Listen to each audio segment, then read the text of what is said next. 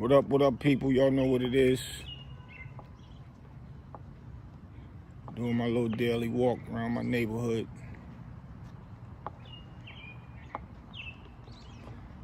Make sure y'all check out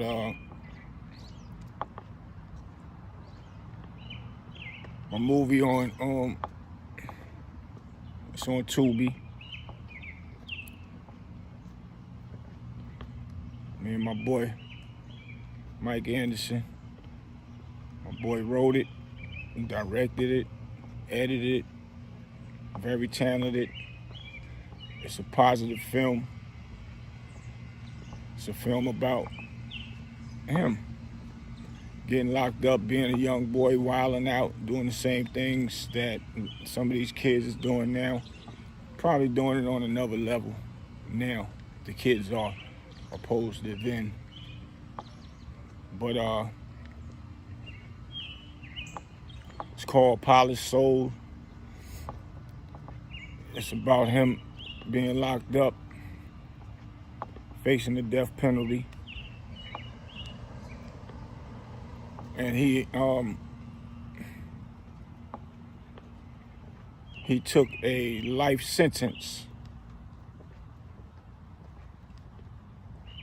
to escape the death penalty, having to fight for his life. So he copped out to life. How real is that? A brother copped out to a life sentence. And these are some of the things I want y'all to understand why we go hard trying to help these kids out here understand that's not the way to go. So as he copped out to the life sentence, he went on, went to prison. I think he said he was wilding out first. I'm gonna get him up here, do a little interview with him and all that, so he could tell the story his best, or the best way. But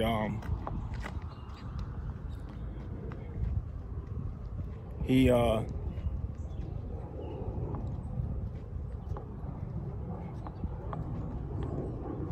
went in there, first got in there, the typical routine. Get with a few guys in there. Start doing your young boy shit in jail. Excuse my language. Wilding out, get with the wrong crowd in there. Doing the crazy stuff that'll get your time pushed a little more. But when you got life, you look at it like, how much more time can they give me? I'm flipping out. Anybody say something to me crazy the wrong way, I'm going at that. You know what? I'm going at it. But with life sentence, nobody don't really got to say but so much to you. Because you like, one more time, how much more time can they give me? Which life is only really 25 years. They just, once you get to 25 years, they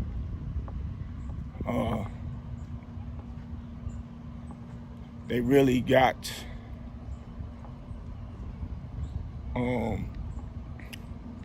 they can just keep hitting you. When you go to parole, they can just keep hitting you with more time. Come back and see me. Come back and see me. They can keep doing that for the rest of your life. But fortunately, he went in there, and you'll see some of this in the movie. He went in there, finally got the right people in his ear, and he started getting his mind right and doing the right things.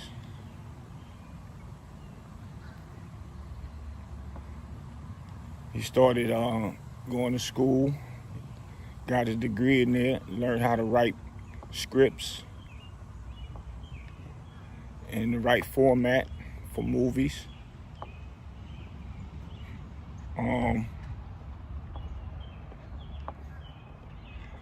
Just doing a lot of things that was going to get him ready to be back in society. And he's in a lot of other films now as well. Y'all would probably know him once you see him. But he's on the rise. He's on the up and coming. But he actually learned how to do editing, directing, filming. He did 17 years. And they realized that, well, should I say they looked at him as, we think we can release him and he'll be a productive citizen, which he has. He never looked back. He never went back to prison. So this film is basically about him. And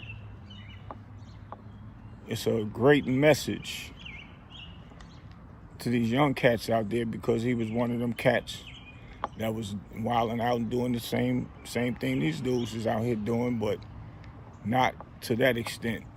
Unnecessary murders and all that. It never really happened like that back then.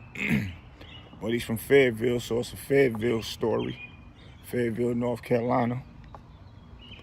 And once again, the name of it is called A Polished Soul. And it's on Tubi. So when y'all chilling around the house, chilling, with your ladies, you chilling with your man, y'all pull it up. If your kids is around, pull it up, let your kids see it. Your teenagers that be out there doing things that y'all don't know what they doing when y'all at work, or when they just go outside in the mean streets. They need to see, because it's a true story. And the positive true stories don't get too much shine and light on them. But we've been getting good response so far. And this is just me letting y'all know we practice what we preaching. We actually putting films out, investing money into films that's spreading the word to the youth, to the young boys and young girls as well, that's out here wilding out. I was fortunate enough to meet my brother a couple years through a friend of mine, Terry D. And chopping it up, got to know each other, and he let me be a part of his film. And it was a beautiful thing to become a part of something like that, because this is stuff that I've been preaching all along, and it was just, destined that two brothers that's on that same path meet. And now you have it. Got a film, working on a few more films that we're gonna put out there. And we're gonna still do some more positive films, but we're gonna do other films that's just entertaining. And we want to create other actors and actresses, same way Tyler Perry do. You can see that he keeps all the same actors as much as possible in a lot of his films, and he created stars that way. So that's what we want to do. We want to create stars and help people build their catalogs into the movie industry. And you make sure y'all go check out my brother Dame Dash new film, The Prince of Detroit. Good film, very entertaining. He's showing you his other side of his directing skills, and other side outside of his other movies that's with the showing street stuff and the shoot 'em up bang bang stuff. Even though he called himself the Quentin Tarantino of urban film, nobody cried when Quentin Tarantino had people get killed, chopped up, sliced, and all that in the majority of his films. But Make sure y'all go check it out. It's in all AMC theaters. North Carolina, y'all know what it is. Charlotte, he down there at Concord. The movie is down there. Y'all can look him up in all AMC films. Prince of Detroit, Damon Dash. And he'll pop up wherever, what city and state the movie is in. And yeah, don't forget. Hey, Polished Souls is on Tubi. Make sure y'all check that out. And we got another domestic violence film. I was proud to help my brother Terry D, AMG.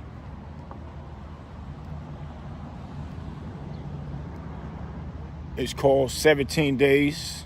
It's a domestic violence film. My brother Mark Scheisse plays the guy that had the woman fall in love with him. And this is on Tubi too. 17 Days, the number 17 Days, the movie. A girl fall in love with him. He was a good guy. Asked her mom and her pops can he have her hand in marriage, and she was so in love with him like overnight. Joanna man, Miguel Nunez, my boy, play the father. Omar Gooden is in that film as well. He played a cop. And you know, later on, once they are together and they actually are inside of the marriage, the relationship, he all of a sudden do a 360 and turn and start beating on her. Turn into a whole monster. And my boy Mark Scheisse played the part so good, so y'all don't get mad at him.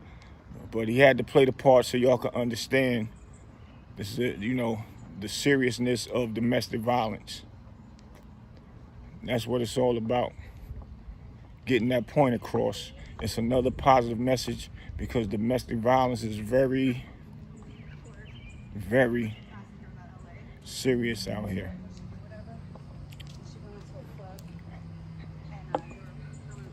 It's very serious. And Terry D wrote that film, directed it. He did an excellent job as well. And make sure y'all don't forget the well, I almost forgot. I forgot his name to say it the correct way. Apakatumbe. He's in The Polished Souls. And my boy Red from the 5 Heartbeats. My office hours on from 9 to 5. He's there in The Polished Soul movie. And both of those films are on Tubi. Black-owned, filmed and directed. And it's a positive thing towards kids that's doing violence. And the other one is domestic violence, men abusing women and killing them or beating them to death or beating them to damn near death, which is never good. Any man put his hand on a woman and violate a woman, he's not a man. And those are the type of guys that need to be targeted and put away for a long time, playing with somebody's life. When you are stronger than a woman, can overpower a woman. So these films are good. And, you know, Terry D got a lot of films on Tubi, so y'all can check those out. You can pull his name up, and a lot of his films will come up. And it's directed towards a lot of things that is considered in our community, where men beat on women or men know that they're undercover brothers and go and have sex with women and passing off the HIV thing. So y'all go and check those films out. But yes, make sure y'all check out Tubi. I want y'all to do it. Check it out. Hit me up. Let me know what y'all think. because it's a positive message. Y'all need to have your young sons, well, your young daughters and sons watching this film. Because the way things is going on out here now with all these our young brothers joining gangs and thinking that killing and violence is make you the cool guy to fit in with everybody else. So that's what it's all about.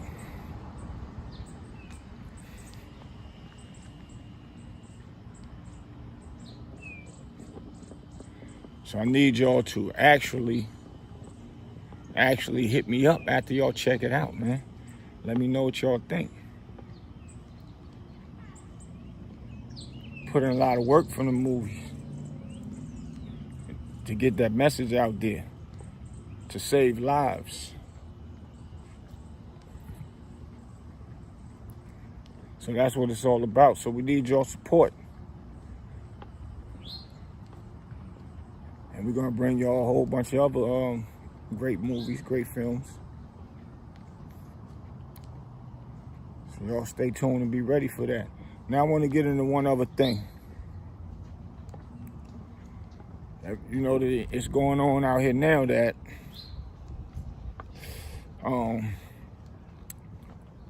the Sarak situation with Puff.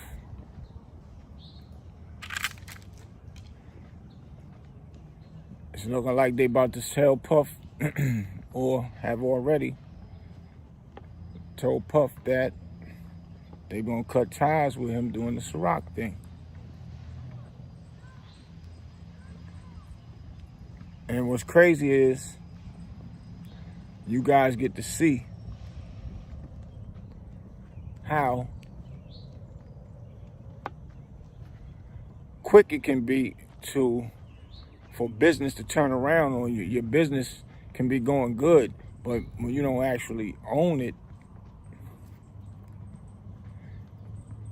they can get rid of you quick. And you know, Face was the Puff. Face was the Puff was the face for Sarat, as well. I guess his business ventures that he had going on. I don't know the ins and outs, but it's just a little message to show people that when you don't secure your own brand, they can easily remove you off that chair, off that corporation chair with no problem. And it's crazy, but you know, I like Sarak. I can't front. I like Sarak. I actually was a Sarak boy. My boy Roger Barnes had created it a few years back. Puff put him in position to actually handle the Sarak. When he was in Atlanta, he was handling all the clubs, and he put a group of fellas together. And him and my boy D Funch, shout to D Funch, called me up.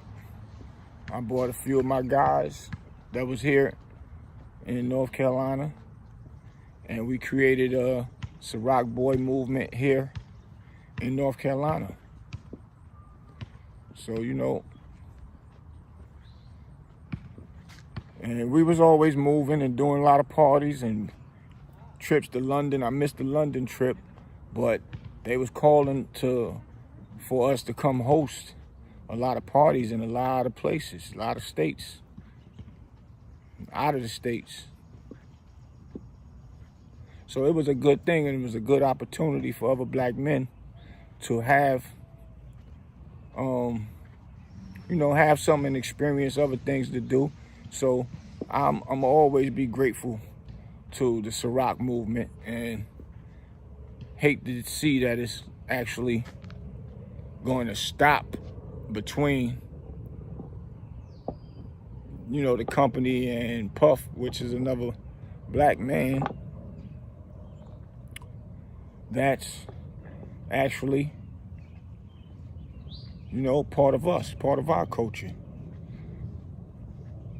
We was happy to see a black man behind a liquor, whether he owned it or not. Nobody didn't know it at the time, I guess. I know I didn't.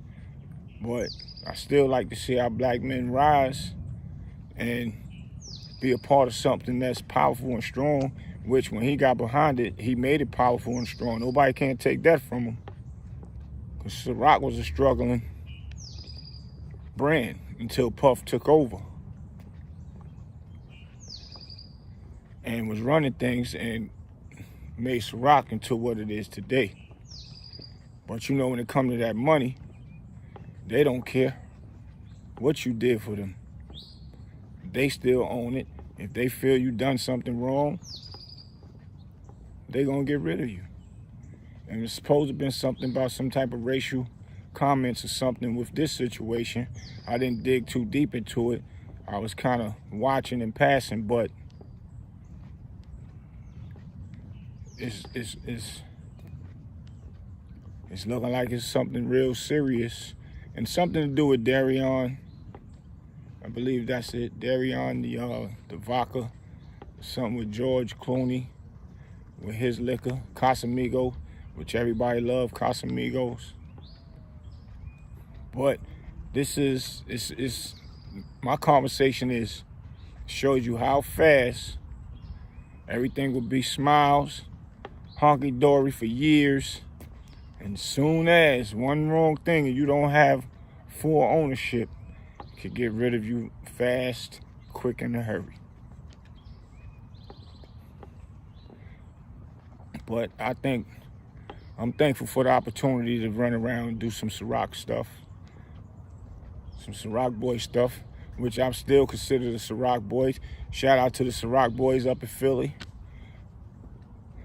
My boy Roger Barnes did a lot of work with them. They contribute a lot to Sarak up there. They did a lot of parties. Them fellas is thorough up there in Philly.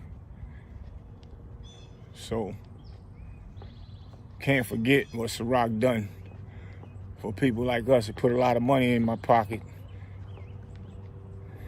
from the things that I've done with it. So, even though Sarak gonna be around, but you know, they're not gonna do anything for us to give us no jobs on the outside of the business. So that's why I say what I say. When we get something, we gotta hold on to it, people. And that's a fact.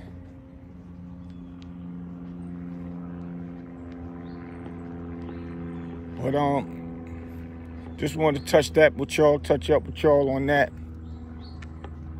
Got some other things coming. I'm out here doing my daily walk. Got to keep the energy up, keep the blood flowing and all that.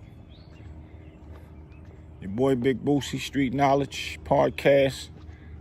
I'll be back. See y'all in a minute, man.